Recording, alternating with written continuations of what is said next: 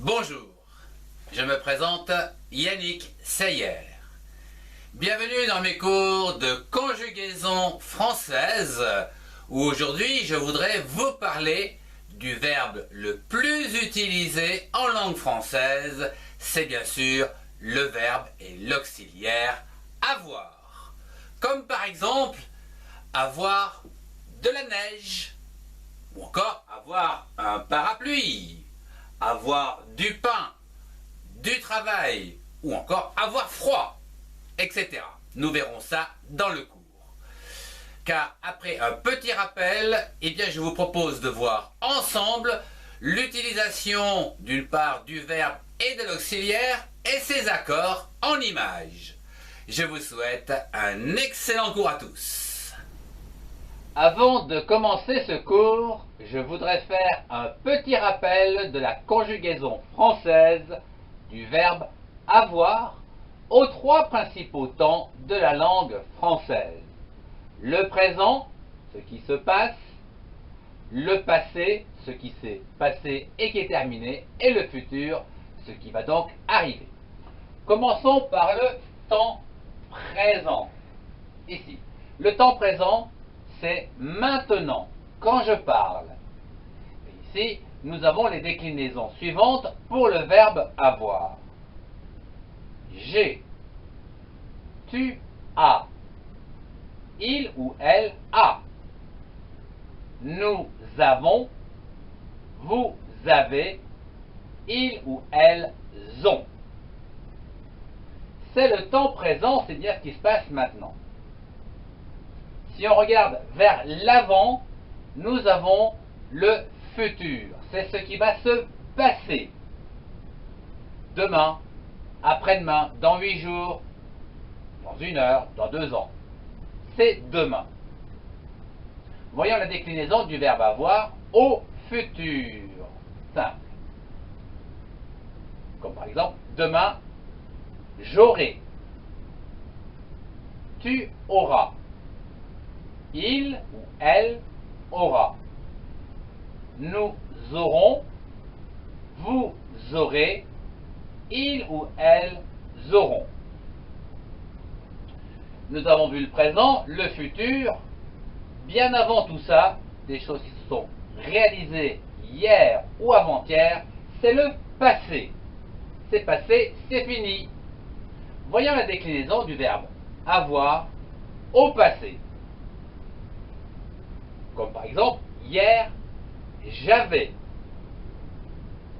Tu avais. Il ou elle avait. Nous avions. Vous aviez.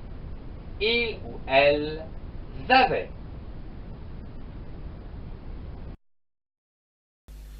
Commençons avec ce verbe avoir qui permet de parler de quelqu'un. Comme par exemple, j'ai un ami. Ou encore, j'ai une amie. Disposer de quelque chose.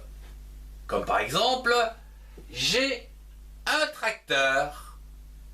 Ou encore, j'ai un parapluie. J'ai une maison. J'ai une échelle. Atteindre quelque chose ou arriver à quelque chose. Comme par exemple, j'ai éteint le feu. Obtenir quelque chose. Comme par exemple, j'ai commandé sur Internet. Éprouver un sentiment. Comme par exemple, j'ai mal. J'ai peur. J'ai froid. Présenter une caractéristique. Comme par exemple, la maison a un grand garage. Ou une grande terrasse. Ou encore, un joli salon. Un comportement. Comme par exemple, j'ai sauté dans l'herbe. J'ai couru dans l'herbe. J'ai joué dans l'herbe. Mesurer quelque chose. Comme par exemple, la grue a 5 mètres. Parler d'âge, comme par exemple le bébé a 6 mois. Le grand-père a 88 ans. Posséder quelque chose, comme par exemple j'ai un déguisement de Jack Sparrow, évidemment. Parlons à présent du verbe avoir en tant qu'auxiliaire. Il sert notamment à former des temps composés dans la conjugaison française, comme par exemple avec le verbe lire. Au passé composé, nous dirons j'ai lu. Tu as lu, il a lu, nous avons lu, vous avez lu, ils ou elles ont lu. Avec le plus que parfait, j'avais lu. Tu avais lu, il ou elle avait lu, nous avions lu, vous aviez lu, il ou elles avaient lu. Terminons ce cours avec les accords du verbe avoir. Oui, ici, il faut savoir que le participe passé conjugué avec l'auxiliaire avoir ne s'accorde pas avec le sujet, mais avec le COD, c'est-à-dire le complément d'objet direct, si celui-ci est placé juste avant le verbe. Voyons cela au travers d'un exemple qui est bien plus parlant.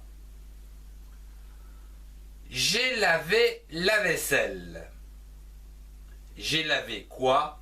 La vaisselle. Le COD est placé juste après le verbe. Donc, ici, il n'y a pas d'accord.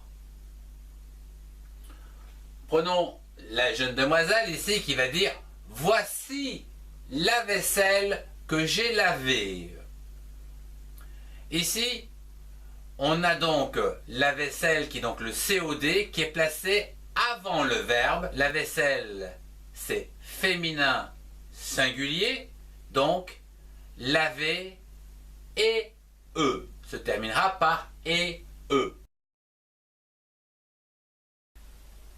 Je vous remercie de votre attention. Si vous avez aimé, mettez un pouce et partagez cette vidéo avec ceux qui en ont besoin. Retrouvez-moi dans les playlists qui s'affichent pour compléter vos connaissances. Au revoir et à très bientôt.